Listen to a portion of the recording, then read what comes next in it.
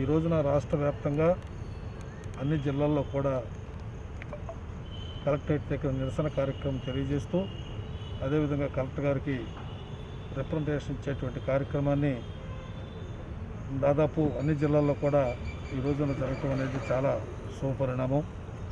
అదేవిధంగా గతంలో జగన్మోహన్ రెడ్డి గారు తను పాదయాత్ర చేస్తూ నేను ముఖ్యమంత్రి అయితే తప్పనిసరిగా ఈ రాష్ట్రంలో ఉన్నటువంటి నిరుద్యోగులకు ఒక శుభసూచకమైనటువంటి వార్త చెప్తున్నాను అనేటువంటి విషయాన్ని ఆ రోజున వారు తెలియజేయటం కూడా జరిగింది. దాదాపు 1,80,000 ఖాళీగా ఉన్నటువంటి ఉద్యోగాల భర్తీ విషయంలో ఆ రోజున వారు చెప్పడం కూడా జరిగింది. ఆ మేరకు మరి ఇటీవల ప్రభుత్వం వారు ఒక క్యాలెండర్ కూడా రిలీజ్ చేయటం కూడా జరిగింది. ఆ క్యాలెండర్లో వారు చెప్పిన దానికి క్యాలెండర్ రిలీజ్ చేసిన దానికి ఇటువంటి సంబంధం లేనటువంటి అంశం కూడా మీ దృష్టికి తీసుకురావటం కూడా జరుగుతూ ఉంది.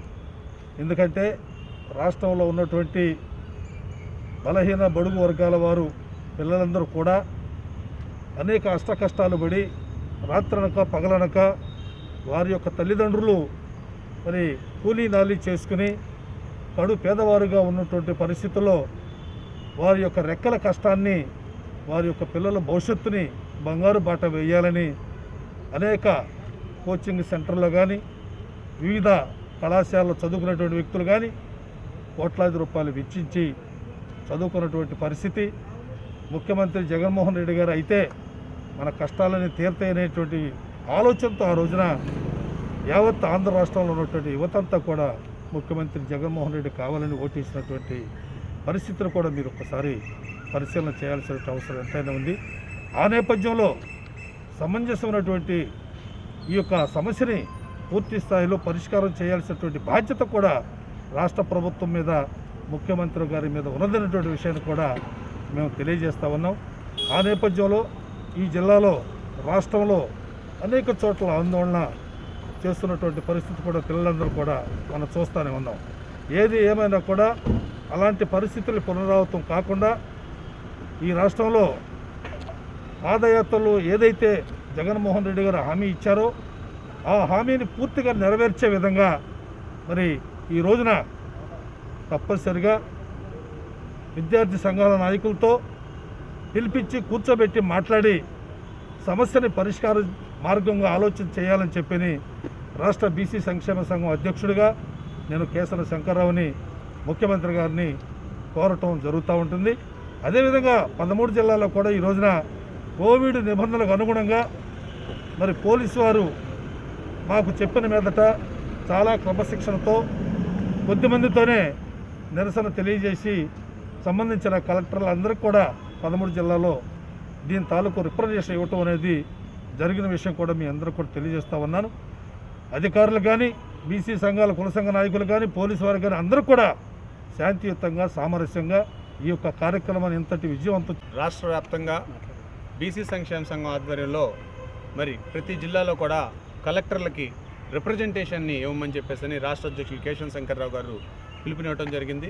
అదేవిధంగా రాష్ట్ర వ్యాప్తంగా ఈరోజు మరి కలెక్టర్లకి మరి ముఖ్యమైన అంశాలు, ఒకటి, రాష్ట్ర ముఖ్యమంత్రి జగన్మోహన్ రెడ్డి గారు ఇచ్చిన హామీల్లో ఈ యొక్క క్యాలెండర్ రిలీజ్ చేసే విషయాల్లో జోప్యం జరుగుతూనే ఉంది. ఇప్పటికి 2 సంవత్సరాలు గడిచిపోయింది.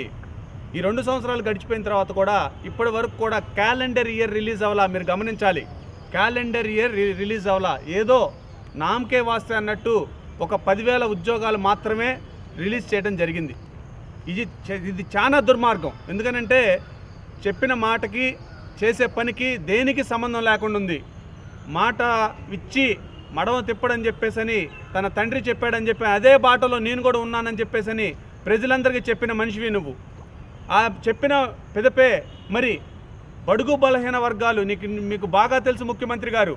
ఈరోజు మరి 151 సీట్ వచ్చిందంటే కేవలం ఈ బీసీ ఎస్సీ ఎస్టీ మైనార్టీ కాన్సెప్ట్లోనే అత్యధికంగా సీట్లు వచ్చినాయి. దాంట్లో మరీ ముఖ్యంగా బీసీలు మరి ఈరోజు 70% మంది కూడా మీకు అత్యధికంగా ఓట్లేసి గెలిపించడం జరిగింది. కానీ ఇప్పటి వరకు కూడా మీరు ఎంత కాడికి ఈ యొక్క ఆలోచన విధానాల్లో మార్పు రావట్లేదు. నేను చెప్పిందే జరగాలి అనే ఒక మొండు పట్టుదలతోనే ముందుకు సాగుతున్నట్టు కనిపిస్తూ ఉంది. కాదు, ప్రజల యొక్క ఆలోచన విధానం, ప్రజలకు కావాల్సింది ఏంటనేది తప్పనిసరిగా మీరు ఆలోచన చేయాలని కూడా మేము మీకు అందరికి కూడా తెలియజేస్తూ ఉన్నాం. కాబట్టి మరి వీళ్ళు ఆక్షించేస్తున్నట్టే మీరు చెప్పినట్టే 2 లక్షల ఉద్యోగాలు ఉన్నాయని ఆనాడు పాదయాత్రలో నేను మీకు ఒక మెగా మరి రేపొద్దున జాబ్ క్యాలెండర్లో వదులుతానన్నట్టు ఇప్పటి వరకు కూడా మీరు దాన్ని జోప్యం చేసుకుంటూ వస్తుంది. ఇప్పటికన్నా మీరు ఈ విషయంలో తక్షణమే నిర్ణయం తీసుకొని నిన్నగాక మొన్న క్యాబినెట్ కూడా జరిగింది. దాంట్లో కూడా కనీసం దీన్ని ప్రస్తావన చేయలేదంటే మీ ఆలోచన విధానం, మీ విధి విధానాలకి మేము రెడీగా ఉన్నాం. దేనికైనా సిద్ధమే మేమందరం కూడా అని కూడా తెలియజేస్తూ ఉన్నాం. మరి ఏదైతే ఈ ప్రభుత్వం నిరుద్యోగుల పట్ల చూపిస్తున్న నిరంకుశత్వ ధోరణికి వ్యతిరేకంగా ఈ రోజున గుంటూరు జిల్లాలో కూడా మరి జిల్లా ఆధ్వర్యంలో రాష్ట్ర అధ్యక్షులు వారి అట్లాగే క్రాంతికుమార్ గారి నాయకత్వంలో ఈ రోజున మరి కలెక్టర్ గారిని కలిసి ప్రభుత్వానికి మెమరాండం సమర్పించడం జరుగుతుంది. మరి ఈ వైఎస్ఆర్సీపీ ప్రభుత్వం రాకముందు మరి ప్రతిపక్షంలో ఉన్నప్పుడు మా ప్రభుత్వం అధికారంలోకి వస్తే రాష్ట్రంలో ఏదైతే ప్రభుత్వంలో ఉన్న అన్ని శాఖల్లో 180,000 పోస్టులను మేము భర్తీ చేస్తామని, మెగా డిఎస్సిని ఏర్పాటు చేస్తామని, గ్రూప్ 2, గ్రూప్ 3, గ్రూప్ 1, గ్రూప్ 3 అభ్యర్థులకి తక్షణమే ఏపీపీఎస్సీ దగ్గర ఉన్న 2,000 పోస్టులను మేము భర్తీ చేస్తామని, అలాగే పోలీస్ శాఖలో ఉన్న 6,000 ఉద్యోగాలని తక్షణమే భర్తీ చేస్తామని, మరి మెగా డిఎస్సి ఏర్పాటు చేసి రాష్ట్రంలో 25,000 ఏదైతే ఉపాధ్యాయ పోస్టులు ఉన్నాయో తక్షణమే మేము 16,000 పోస్టులను భర్తీ చేస్తామని, అలాగే వివిధ విశ్వవిద్యాలయాల్లో ఉన్న బ్యాక్లాగ్ పోస్టులు అట్లాగే టీచింగ్, నాన్ టీచింగ్ పోస్టులని వెంటనే భర్తీ చేస్తామని, రాష్ట్రంలో నిరుద్యోగం అనేది లేకుండా కనిపించకుండా చేస్తామని చెప్పిన ఈ ముఖ్యమంత్రి గారు ఈ రోజున కేవలం 5,000, 6,000 జీతాలకి మరి మేమేదో 2 లక్షల ఉద్యోగాలను కేటాయించామని, కల్పించామని, మరి ఉద్యోగ కల్పనలో మా ప్రభుత్వం ముందుందని మరి ఈ రోజున నిరుద్యోగులను మోసం చేయటం ప్రతి ఒక్కరు గమనిస్తూనే ఉన్నారు.